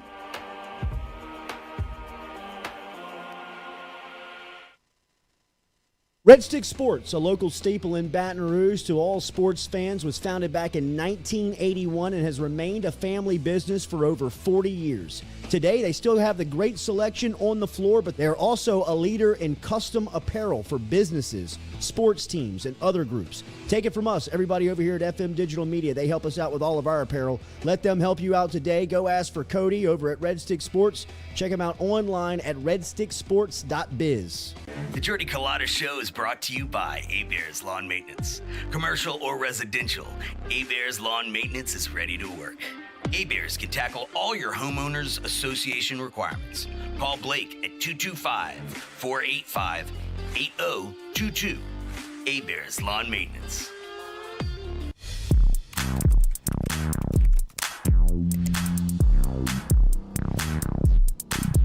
Get Gordon and get it done. Get Gordon and get it done. Corrects done. Personal injury done. Workers' comp done. Truck wrecks done. Get Gordon and get it done. Get Gordon and get it done.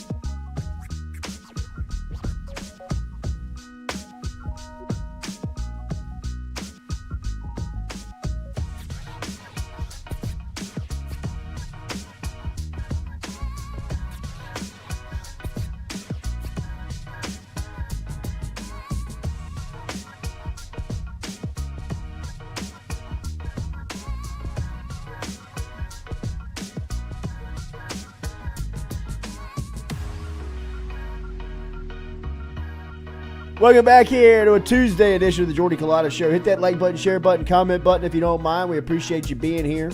As Jalen Cook, thank you to Jalen Cook for stopping by live here on this Tuesday. Cook, Kangaroo Court, that's a fine. That's a fine. $1, $2. Hated that. Kangaroo Court was the worst thing ever invented. Like in high school. Oh my goodness, they'd fine you for like talking to your girlfriend. Oh, good. Before baseball games. Good. Yeah, we all ball. Yeah. Well, yeah. Talk to her after. Go 3 for 4. Then talk to her. Or I could talk to her right now and go 3 for 4. I'm gonna do it either way, Coach. Oh, that's right. There's a difference between talking and action. Wes Shin, how good was Jalen Cook at football? I didn't know he played. He was pretty damn good. I mean, in the age of when the passing game became short, intermediate, more like that West Coast style that it kind of filtered down to the high school ranks, he was a almost unguardable slot receiver. I mean, he also played some defense, but we called a state playoff game between Walker and a New Orleans school. It might have been John Eric. And I'm telling you, he was one of the best players on the field. It was incredible. Brian Thomas was on that team, and Thomas was obviously, really kind of the headliner in the matchup, and everybody was there to see. But Jalen Cook was a problem because you couldn't double team Thomas because of Cook. I mean, you almost had to keep somebody more in on Cook because he'd Wes Welker you. I mean, he would out-route you and turn a 3-yard catch into a 15, 12, 8-yard gain every single time. It was unguardable. And as soon as you started to shade him on the outside, they started to run slant with him, and he's tough. He was tough as nails, man. I mean, he could get popped and he'd get back up. He was just like, dude. I mean, Lane Kiffin was all over him. All over him. Kiffin was in love with Jalen Cook. First play of his highlight tape of his sophomore year. Oh, we going 99? Gone, Coach. And he don't even like it. Gone. I don't even like football. Gone. Yeah. Denham Springs. Oh, they got no shot. Football's not fun. Yeah. He's going to run straight to the gym. I mean, he decided to stick with basketball, and he ended up becoming Mr. Louisiana. Just letting that thing rip. Why not? Yeah, say he's down there somewhere. Just throw it up. We'll see what happens. But yeah, I mean, you talk about having to make a tough decision, Look, but apparently his heart's set on back. Jet sweep, Gone. I coach. mean, gone. Turn City. it. Boop, boop. He didn't get touched. I don't think anybody will catch him. Oh, I mean, no one. This is lane.com. Put him in that offense. What a beautiful night. Slot killer, coach. Couldn't Third guard it. down. Tough. Look at that. Telling you. Jeez. Cat could play, man. He's SEC. Defense. Look at him. Now we're at corner. Oh, that's ball. turn and go. Pick. Oh yeah. Man, Rebound. I mean, can we get? Can he? He looks bigger there. Can he play football right now? I'm telling you. Why do you think Billy Fritz and He thought he was about to score. BK needs some more DBs now. Hey. Oh, off your head. And Two's just laying it up there. Oh, I mean, I'm looking at 3 every day. And then you look You're over. right. He's got a little West in him. Then you look over and you got Brian Thomas on the other side. Yeah, ain't nothing you can do. Jesus. Brian Thomas was he was such a good basketball player. It's like the roles were like flipped. It really is. It's incredible how both of them mastered almost each other's sport and will be professionals in the others. I mean, it's hard to blame Brian Thomas for picking no football. doubt about it. No, you can't. No, you can't. And I think Thomas. I think Thomas is about to bust out. Oh my God! Like I really do think that Like he's about to go ballistic. I think we're going to talk about Aaron Anderson. We're going to talk about Malik Neighbors. We're going to talk about all these guys. And Brian Thomas is about to put up All-American type numbers. He was always like 11 was always making plays. Every time they called his number, he was making a play. So and now plenty of room out there. Right. Plenty of real estate. I think I agree 100%. He was always kind of like the unsung hero. It felt like you would see him every time you saw somebody like, who's that? Yeah. And it's like Thomas again. I mean, people talk about that Jaden Daniels run against Alabama in overtime. Brian Thomas was on the sideline. Brian Thomas is still blocking Eli Ricks. Like incredible. I mean, that was like a grown man block. Like that was personal. Yeah, I've been waiting for 3 years to do this to you. I'm gonna take you into the student section. Jimmy Guidry, Brian Thomas was 5A MVP in the basketball game as a freshman. Oh, he'll put it on your head. This is true. I was at that game in Lake Charles. I had called the University High state championship earlier that day and stayed around and watched Thomas play. And it was not even debatable. I mean, it wasn't. I believe they played Natchitoches Central. It wasn't even debatable who was the best player on the floor, and he was a true freshman.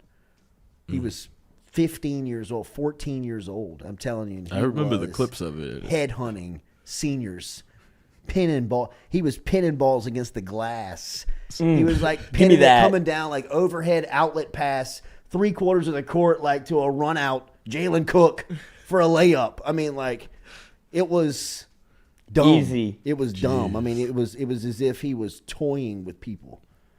And then you went and watched him on the football field, and they would just you think they were throwing it up to Cook. Oh, Jesus. I mean, they would just throw it see if they couldn't throw it through the goalpost on Thomas. Then we're gonna run a screen with him and let him run in 90. I'm excited to see him next year. Me too. I really am. I think Brian Thomas is going to be. You talk about a guy like Pimpton. What he does for Thomas. Now you got to pay attention to the middle of the field, and you want to leave the outside exposed one-on-one with some 6-foot corner that can't run and jump with 11. Man, I'm telling you, he may have 18, 20 touchdowns next year because when you get in the red zone, 1 out of 3 downs, you at least got to throw it up to him. See what happens. See what happens. I would say 70% of the time he's probably going to grab it. Yeah. We're going back to the Terrence Tolliver days. Oh, geez. 3 straight fades. Terrace Marshall. Yeah. Just throw it up. I was just talking about the Florida game, whatever. Yeah. Ruben Randall? Was like Ruben Randall. Yeah. Fade. Goal line fade. Fade. Running it every time. 3 Their straight. options of. You put Aaron Anderson in that mix? Oh, my goodness. Malik. And Malik's just it's almost like every year Malik just gets better. It's almost every week. Yeah. Really. And now he's just I'm the alpha. I got a bunch of dogs back here. And that's why I love where Thomas fits in, is because he doesn't have to play that role. But when the NFL scouts step into the room, I'd imagine that they're probably like, we want to talk to 11. Who's number 11? over here. I mean, because he's prototype. Yeah. He's the one that you look at and you say, "Oh, all right, that looks like LSU." Yeah, that's what that looks like. I mean, that looks like Dwayne Bowe. I mean, that looks like Jamar Chase. That looks like all of them. I mean, he's next where it feels like it's his time. Mm-hmm. You know what I mean? It feels the like Malik Neighbors role last year. 3 years into his college career, he should be one of the dominant athletes in the sport. Yeah. I mean, if you followed Brian Thomas his whole life, he's routinely been the best on every field and every gym he's played in. And, you know, like we said, I mean, he was the MVP of the 5A state championship game as a freshman. But by the time his junior and senior year hit, he was toying with people on a statewide level. He's at that level now from a college standpoint where I don't expect him to be toying with SEC defensive backs. I just expect him to win a lot of one-on-ones. Athletically, he fits. Absolutely. Like, he's not going to see a matchup that he doesn't like. And it's crazy to think about because I guess this is where you get into the, like, Jaden Daniels conversation versus Garrett Nussmeier because you'd like to see him have more than 30 catches, you know? That's when you start seeing all the weapons that LSU has where you add in Aaron Anderson, Malik Neighbors coming back, Brian Thomas, Chris Hilton can get healthy, and that's where that conversation starts, right? Where you're like, I get it why people want to see Nuss, but if Jaden looks like he did at the pro day, which was, I'm not even talking about throwing the football, just physically, if he can get you through a whole SEC year, I think you start seeing people like this bust out. This is Brian Thomas's money year. Like, this is a time for him to be able to make a national statement. Well, I mean, who made more plays consistently when they started throwing the ball downfield than Thomas?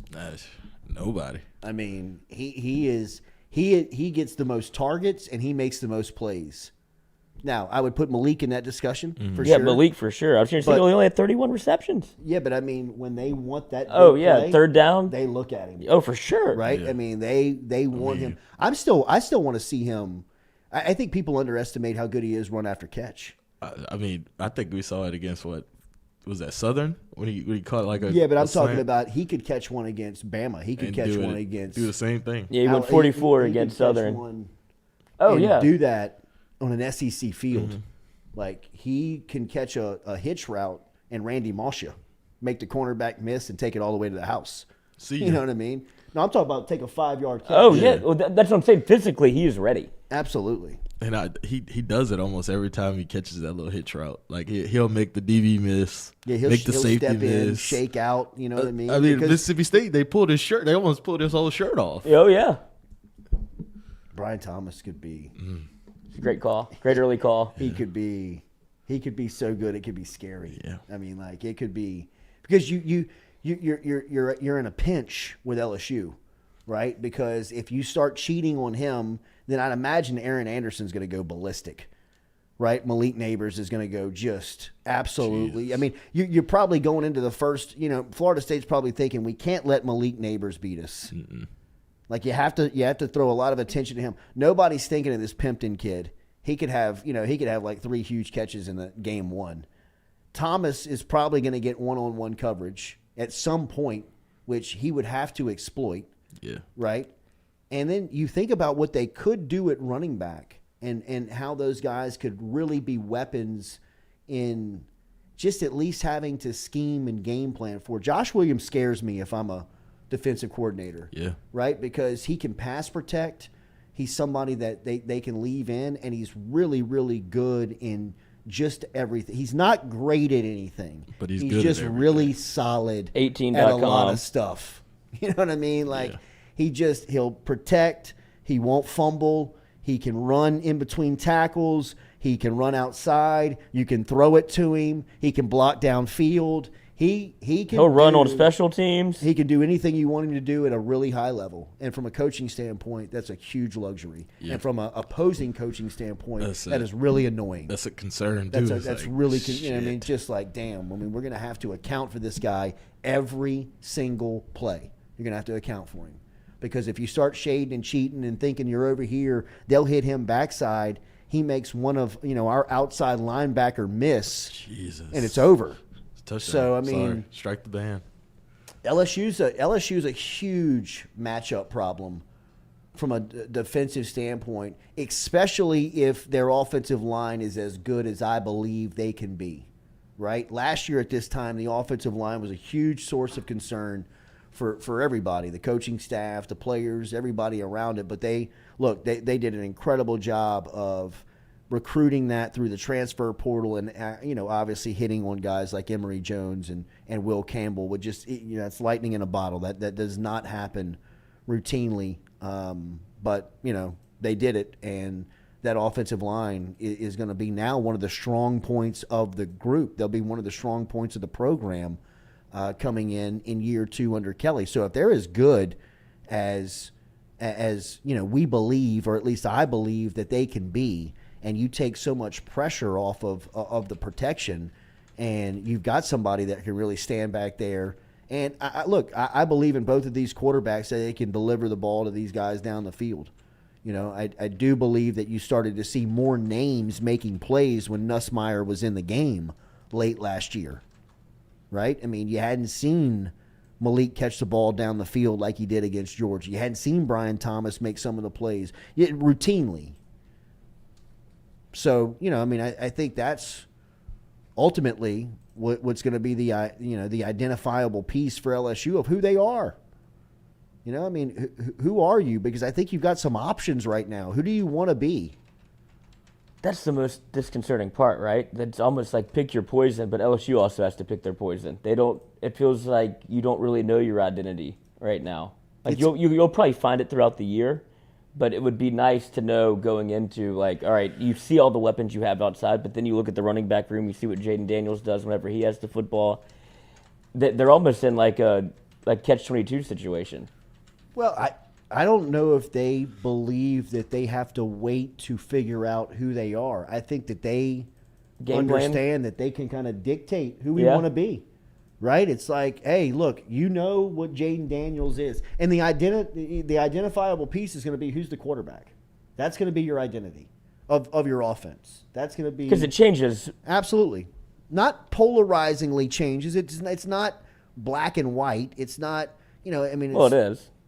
But you know what I mean? It's not two totally different concepts, right? I mean, it's one that I don't know if it utilizes the playmakers down the field as much, right? But could be as efficient. And that's where you get into the conversation. And that's where you are. Who do you want to be? Jaden wins you games, but would you rather it look sexier? Who do you want to be? Both of them.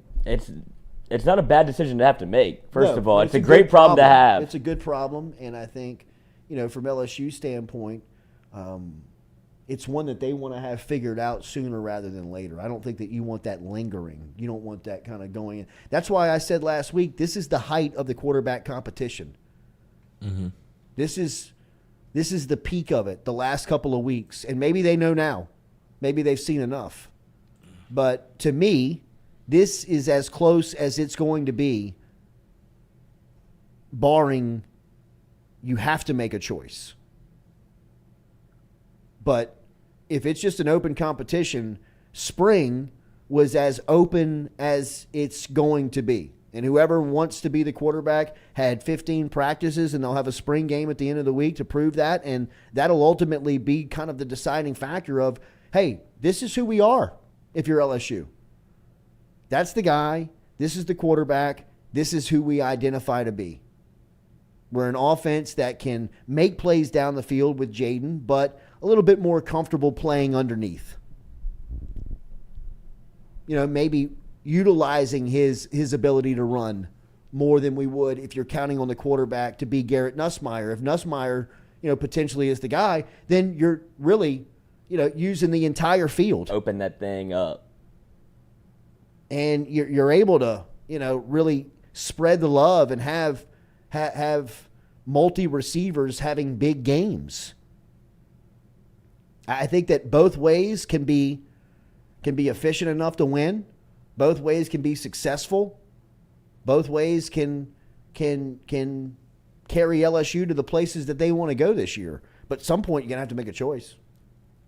And there's a choice to be made. And I think that it's with the last couple of weeks that, has really been the key part of it.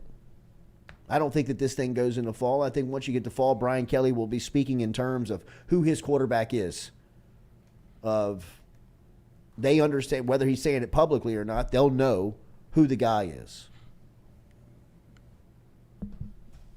Andrew Messina, Jaden Daniels has to throw the ball down the field next season. Maybe so. And look, physically, you got to love what you've seen from Daniels in the short time that he's been away from last year and gotten into the spring of this season. Physically, he's added weight. He looks as if he'll be more durable to withstand the physical toll that SEC football can take on you.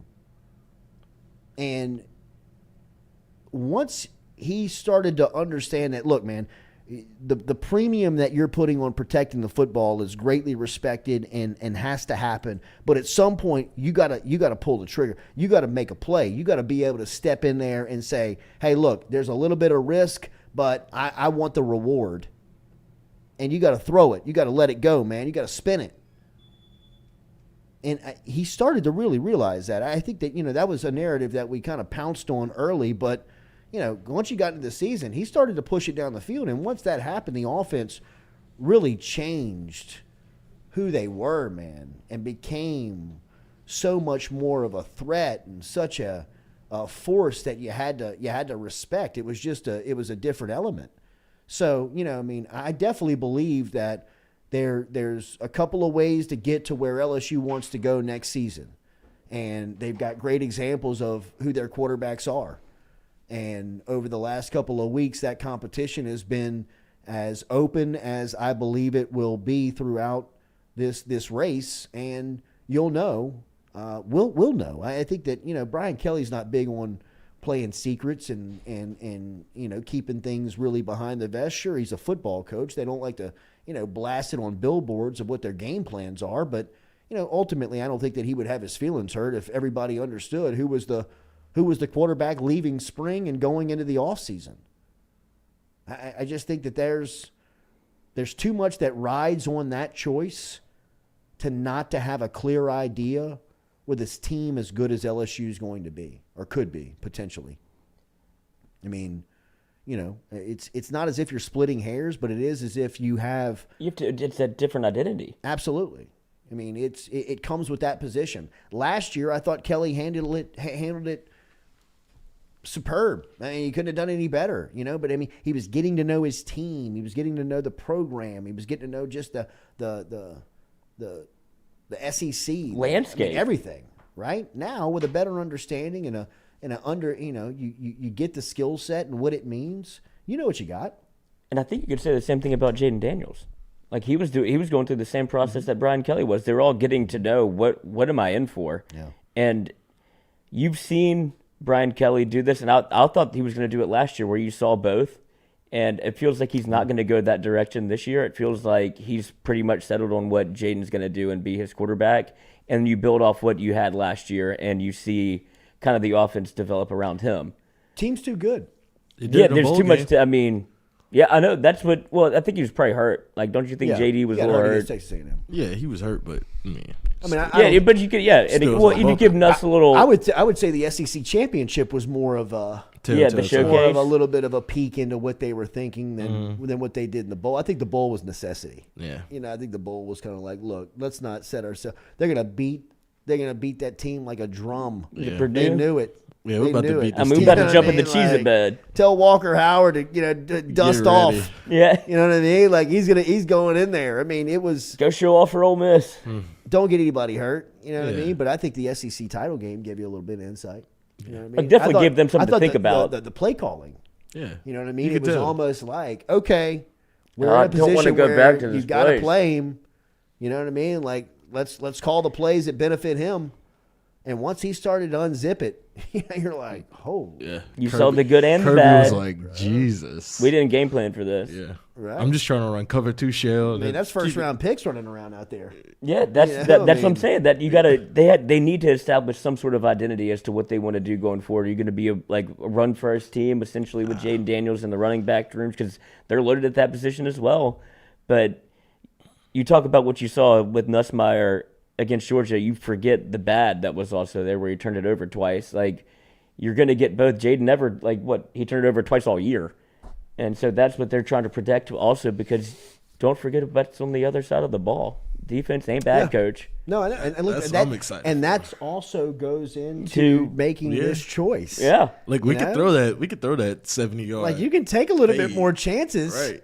Because this defense might get a safety the next play.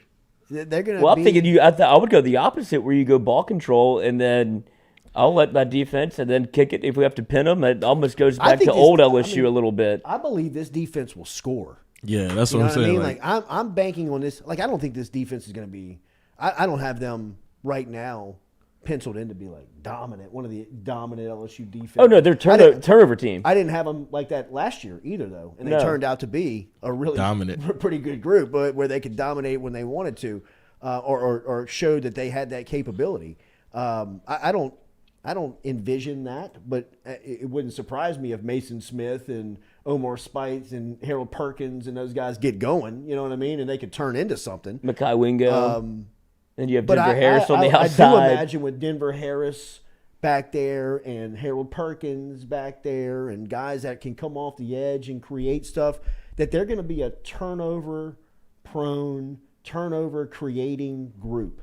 So if I'm the offensive coordinator and the head coach that's responsible for putting the offense out there, hey, look, you got these guys with Brian Thomas, Aaron Anderson, Malik Neighbors type capability. You got a defense that can get you the ball back, potentially put points on the board.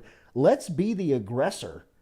Like let's bring the fight to somebody. Let's scare the hell out of somebody to say that if you don't protect the ball and you put the ball in LSU's offensive hands, too many more possessions than LSU deserves. 28-0. They'll blow you out. Yeah. They'll beat the hell out of you. 42-0 at half. Before you even blink, it's 35-zip. You know what I mean? And you got a battered quarterback and your offensive coordinator's looking at the play sheet not knowing what to call.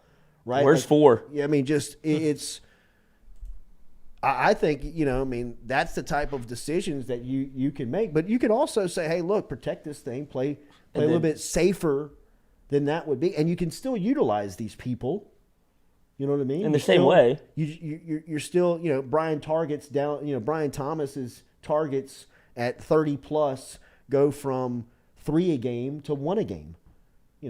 Or Malik Neighbors and these guys, Aaron Anderson, get 6 targets rather than 9. Right. Whatever it is. I mean, there's a little bit of a discrepancy, not much, but there is a difference of that decision of who you are on both sides of the ball. I think that decision, look, this isn't breaking news, but on LSU's team this year, more than years past and more than others, the quarterback will identify them more than any other position. Right? I mean, usually you can count on LSU's defense to be the identifier, the LSU running back to be the identifier of who they are, the LSU special teams punt returner could be the identifier playmaker, of who they are. The quarterback of LSU's 2023 edition of their squad is the identity of the program. What year would you compare this to of LSU's in years past? At the quarterback position, when you have almost a decision to make that if you're the offensive play caller, it changes pretty drastically. And you've had, would you say, Pearlie Flynn? I was going to say Jamarcus and Flynn. I was going to say 06. Yeah, that people don't I don't think that people realize how close of a competition that was. And it's 2 players you can win with. It's 2 players That's you can win with. Yeah, you just got to. But Matt Flynn was Matt Flynn could move. Matt Flynn was a little bit more of a Jaden Daniels. Yeah, where you could call quarterback draw for him. You could. If things broke down, he could make things 6. happen. Yeah, before he hurt his ankle at Virginia Tech, he was a threat, right? To make plays with his feet. Jamarcus was just this guy that you could get enamored by, right? He was just. When I saw him throw that ball, he was. Yeah, he was just this freak. But he also had. Jamarcus is more athletic than you give him credit for. He's more athletic, and he's a smarter football player than people give him credit for. The film stuff and all the syrup stuff and all that stuff will stick with him forever. But really and truly, Jimbo Fisher and a lot of those people will tell you, you get him into a film environment and you show him what what we're trying to do. He can break it down. I mean, he knows what he was looking at. I mean, his numbers are not just because he could throw the ball far. Yeah. I mean, he knew where the open guy was, and he was delivering the ball on time, on target. I mean, even if he wasn't on time. Well, yeah, he loved. Yeah, well, his time was a little bit different. Yeah, because I got get down there. Yeah, I mean, I got a laser. There ain't no throw I can't make. I can get it, and I can get it there in a blink. I mean, wherever you are. 60 ain't too far, Coach. The Tennessee game is junior year, still my favorite. Oh, the picture of the Sports Illustrated cover. God. But the first touchdown he throws to Dwayne Bowe.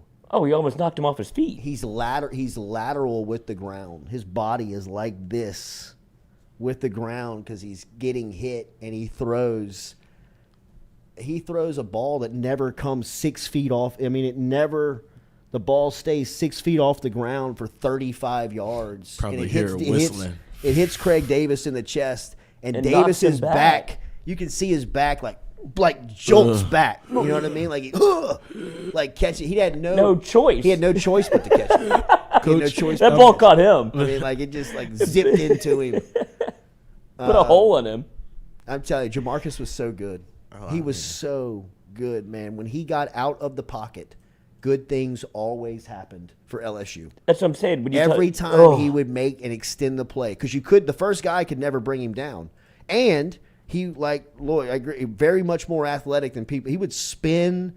He had good footwork where he could. In that same Tennessee game, he rumbled for like a 40-yard run, and he goes vertical and had people bouncing off of him. And he does a full front flip for the pylon. I'm telling you, there was one team that he could not go to in the NFL for his career to end up like it did. There was only one team at that time. Again, we were talking about, if you don't remember Tiger Woods, if you don't remember how dysfunctional the Raiders were at that time, Al Davis was dead pretty much running the place. That was his last call. I mean, he was a mummy running that place. Lane Kiffin was 29 years old as the head coach, and Kiffin was begging Al Davis to draft Calvin Johnson, to draft Megatron. Give me a receiver. I'm telling you, Jamarcus his career in life would have been totally different if he goes to 31 other teams. The Raiders were the worst instance for him. Is that game? Mm-hmm. I'm telling you, Coach. The Jamarcus Russell highlights of that game. Tennessee? The Tennessee game is Notre Dame's his best game. Notre Dame's his best game, but he makes some throws against Tennessee and kind of has it all on display, where he's doing the running, the throwing, that dude was the number one pick that day. Yeah, he makes a boneheaded decision right out of half. He throws a terrible pick six. Mm-hmm. A terrible pick six. Out of nowhere. Yeah, just kind of almost do you have Tennessee? Yeah. Did you bet on the Volunteers? I didn't see him. But, I mean, I don't blame the Raiders. Obviously, they didn't have anybody. They had Andrew Walter, Aaron Brooks, Josh McCown, Dante Culpepper. Coach, they were Who's going to throw it to Megatron? We got to take a quarterback. They were so dysfunctional. I mean, it was the only place. Who is Andrew Walter? That he could not go. Was he a tackle? No, he's a quarterback. Andrew Walter. Arizona State. That's what I'm saying. I get his why Arizona State game was phenomenal. Oh, well, thank God there's no review. Yeah, but, I mean, still the throw. Still the throw was unbelievable. I mean, that's a combine. That's a pro day throw. To his left. Did you find it? What, Arizona State? No, the Craig Davis touchdown throw. I think is it at the end of the game? No, yeah, it's at the beginning. What's the overtime throw? He throws it to Early, and Dwayne Bowe steps in front of it. That's the one I'm thinking of too. But he's falling down on that one. He puts it through the bit. Wasn't it in overtime? No, that was just like a really short pass. Yeah, it's 8 yards. And the Alabama throw. I was just watching Glenn Dorsey. Glenn Dorsey in that game. Jesus. Glenn Dorsey was a menace. He was a wreck. Quarterback turned around. He was you like, almost wish. Is that the game he knocks Ainge out? And I think Yeah. I think they send in Jonathan Crompton, that bum, and for whatever reason, I don't know how it happened, but Crompton had the game of his life. No, it was wasn't it a Clausen? No, it wasn't a Clausen. It wasn't a Clausen that day. He went to the Clausen came in at LSU in 05. Yeah, whenever he had they Claude threw Roden threw Ainge into the goalpost. Into the goalpost, yeah. It was Nearly that thing, broke his- 21-0. Nearly Yeah. snapped him in half. Yeah, and then they lost. And for whatever reason, like when Clausen got in, you thought LSU was going to blow him out. And he brought him back. Same thing happened that day. They were lucky to get out of there. Crompton couldn't play dead in a Western. And for whatever reason, he came in and was burning like LaRon Landry on like post routes. And like dropping them in the bucket to players. I mean, it had no business being in that game. David Kliff. LSU's wide receivers were so good. They were so good. I mean, They were Marcus is so good. just threw the ball like getting tackled. Like, Oh, he- dude, that's every play. That's every play. Yeah. Stop he's teasing like me, going Stuart. to the ground and throws. That's the one I'm talking about. Throws the crosser. That's out. the one I'm talking about. When Produce he's the falling to the show. ground. Jesus. He was unbelievable. But that's what he always did. Like, it was never a first read. It was always get off me. You wanted him to get out of the pocket. Oh, yeah. You wanted him to extend the play. Like, you wanted him to not like his first read. I would Because imagine. once he spun out and he would stand up straight. Oh, and he would bring the ball up high. Good Lord. Is that Early? Early was my favorite. Dude. Yep. Early was such a dog. But that's like my old memories of LSU football Me before too, Les man. like really put his hands on the Yes. program. Well, Jimbo's still here. Yeah, exactly. Jimbo's still playing the call. Because Les is on the headset saying, no, we can't run that. And Jimbo's saying, F you, you dumbass. Look Somebody what- turn his headset off. But like you would have open. I mean, I remember it being on the road with that team or with his team. Like we were at Alabama the day that he beat them in overtime and hit Dwayne Bowe. That's the throw I'm talking and about. He was rolling to the right, and he did the same thing to Bowe. He put one in Bowe's he didn't give Bowe a choice. Yeah, to drop I don't it. care if you could see or not. And you could hear the stadium was kind of like, like he would make throws where people would be just like, holy shit, what did I just see? Yeah. And it was the Alabama crowd that hated him the most because he was from Mobile. I mean, you go play Alabama with Jamarcus, and I mean, people You took our boy. would just, that old boy should be playing for the Tide. Yeah, what happened, Nick? How's he not playing for the Tide? I wasn't here in time. Like the saddest voice ever. How's he not playing for the Tide? They scored 16 points. Oh, my buddy was my buddy's a huge Bama fan. When Saban was the coach here, they would say that old boy ain't supposed to be coaching in Baton Rouge.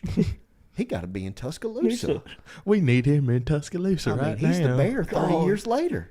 JV in 2005.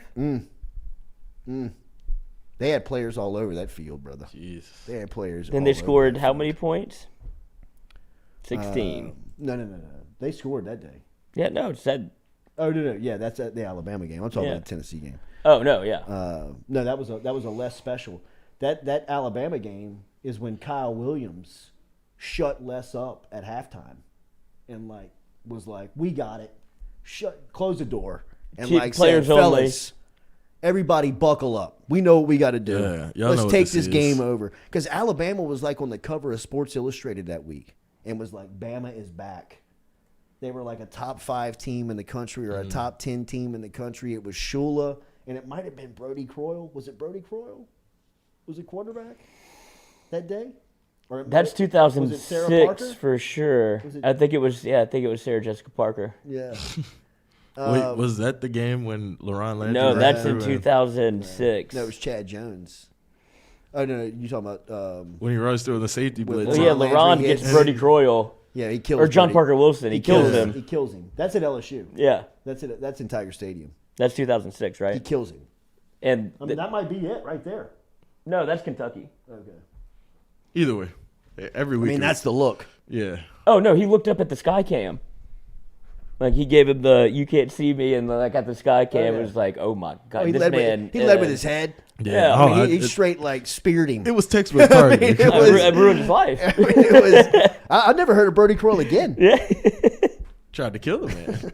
Suicide mission. he did that. Oh my god, he did that. At, he did it against Arizona too. That free safety blitz. Whenever he would just creep and killed go that guy. to He killed that Asufu, He was He almost killed that like son. He killed that. he Kid. killed him. I he mean, was too like, big and too fast for that safety. He was blitz. like a missile coming in on that safety blitz, and he never broke stride. He would never. He didn't care if he break did or not, stride, if and he you would throw lead it or with his not. head. He'd come with his head down. He never would wrap his arms. He would like blow you up. Dude, LaRon Landry was the fiercest. I'll never forget when Brandon Jacobs ran him over on Monday Night Football. I thought like I was dreaming. I'd never seen LaRon Landry get. I never thought he could get hit like that. And Brandon Jacobs. I mean, that's a tough matchup. He knocked the shoes off of him, Coach. I mean, that was a Mack truck. That's the first time and probably only time it happened. Yeah. In his life that ever happened to him. Oh, because LaRon was squaring him up. Yeah. He thought he was about to be the Punisher. LaRon was coming in to hit him. Yeah. I'm trying to knock this dude up. I mean, like, I'm coming to hit him. Though. It was 2005, Brady Croyle. Good Lord. Good Lord. They don't make them like that They tried anymore. like hell to lose that game that day. Yeah, they did. They tried like hell to lose that. That was a Les Miles special. Hey, yeah, you know how Les did it.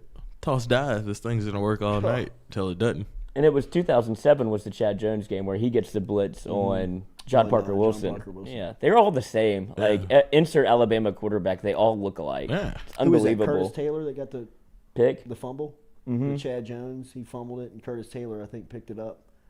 And then Hester. It was the same blitz, yeah. Hester will play later, whenever the top. That was one of the greatest games I have ever been to on the road, as far as a football game goes. 2005. The 2007 LSU Bama game.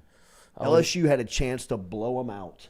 If Tyson Jackson does not get a 15-yard personal foul call, LSU is up at that time either 14-3 or 17-3. I think it's 17-3. And that was on third down. LSU gets a roughing call on Tyson Jackson, who hits Sarah Parker, hits her in the head. John Parker Wilson, Sarah Jessica John. Hits him in the head after the throw. On the next play, Bama hits their, was it Hall? Yeah. There is a punt, because he had a punt return. He had a punt return too. But they hit him down the sideline for a go, and it was like 17-14. DJ Hall. It might have been 17-7. And it was the game. Yeah, LSU could have blown him out that night. Well, then Matt Flynn threw a pick. And then it became a back and forth. And Early Doucette scored a huge touchdown on fourth down. Demetrius Byrd scored a huge touchdown that night. Hester played one of his game of his life that night. 16-50. But he had huge. He chased that dude down on that fumble recovery. They held him to a field goal, which was a huge play that night. Head up. Yeah. Hey, sometimes you got to He put was that moving. I'm not even looking. I'm just running. Javier Arenas, that was his name. Oh yeah, the punt returner. That was his name. He made it in the league for a little bit. All right, everybody, have a good day. Appreciate you being here. Hit that like button, share button, comment button. Remember, we're brought to you by Katie's Restaurant down in New Orleans. Katie's Restaurant, katiesinmidcity.com, katiesinmidcity.com. Tell our friend Scott Craig that you heard it here on the Jordy Culotta Show. Have a great Tuesday. We'll be back with you tomorrow morning at 7 a.m. Javier Arenas.